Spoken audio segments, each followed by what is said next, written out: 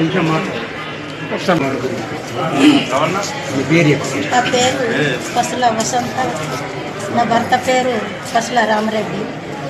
నేను 40 సంవత్సరాల కింద పీపుల్స్ వార్ పార్టీలకు వెళ్ళిపోయినా. 1 ఇయర్ కింద నేను ఛత్తీస్గఢ్లో సరెండర్ అయ్యా.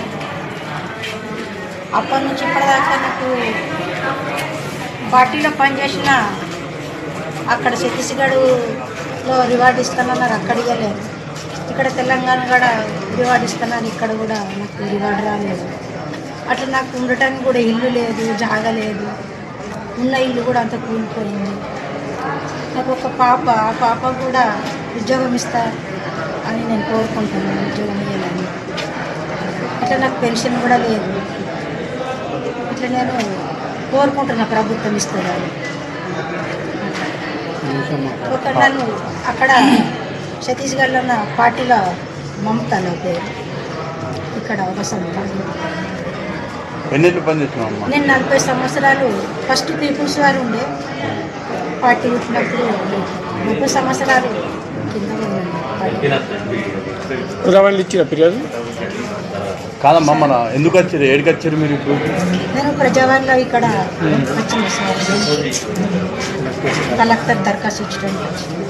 అక్కడ అడిగితే కూడా ఇప్పుడప్పుడు అన్నట్టు కానీ సంవత్సరం ఇస్తారు. ఎవరు మీది? అది కొరట్ల అంబేద్కర్. నా పేరు పసుల కృష్ణప్రసాద్. ఈమె పసుల వసంతమ్మ మా సొంత చిన్నమ్మ. పసుల రామరెడ్డి మా సొంత చిన్న ఆయన. 1975లో ఆయన పీపుల్స్ వార్ పార్టీలో వెళ్ళిపోవడం జరిగింది.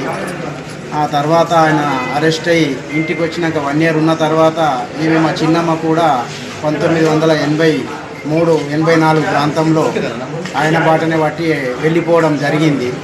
ఆ తర్వాత 40-42 సంవత్సరాల తర్వాత ఆమె ఛత్తీస్గఢ్లో మొన్న 31 జనవరి 2025 సంవత్సరంన ఛత్తీస్గఢ్ రాష్ట్రంలో ఎస్పీ గారి వద్ద వెళ్ళిపోవడం జరిగింది. ఆ సమాచారం తెలుసుకున్న మేము మా కుటుంబ సభ్యులం పోయి ఆమెను ఇక్కడికి తీసుకురావడం జరిగింది. అప్పుడు ఎస్పీ గారు ఏమన్నారంటే, ఈమెకు 8 లక్షల రివార్డు ఉంది, మీరు బ్యాంక్ అకౌంట్ ఆధార్ తీసి పంపిస్తే మేము ఆమె అకౌంట్లోకి డబ్బులు పంపిస్తామన్నారు సార్. అవి ఇప్పటికి కూడా డబ్బులు ఆమెకు ఆర్థిక సాయం అందలేదు. ఇక్కడ అంత గతంలో మా కొరుట్ల కాంగ్రెస్ పార్టీ ఇన్ఛార్జ్ జువార్ నరసింహరావు సార్ తోటి కలెక్టర్ గారికి, ఎస్పీ గారికి కలిసి వినతి చేసుకున్నాం. అప్పుడు వారు కూడా ఈమె నివసించిన ఇల్లు కూలిపోయింది సార్.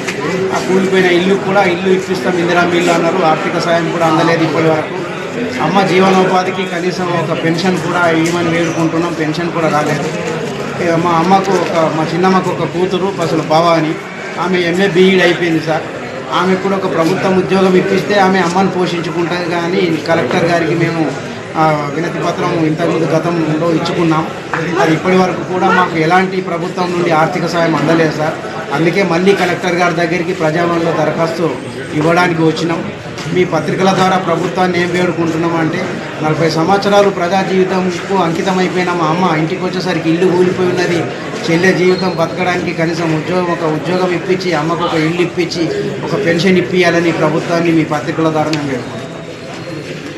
కోసం మా ఛానల్ని సబ్స్క్రైబ్ చేయండి.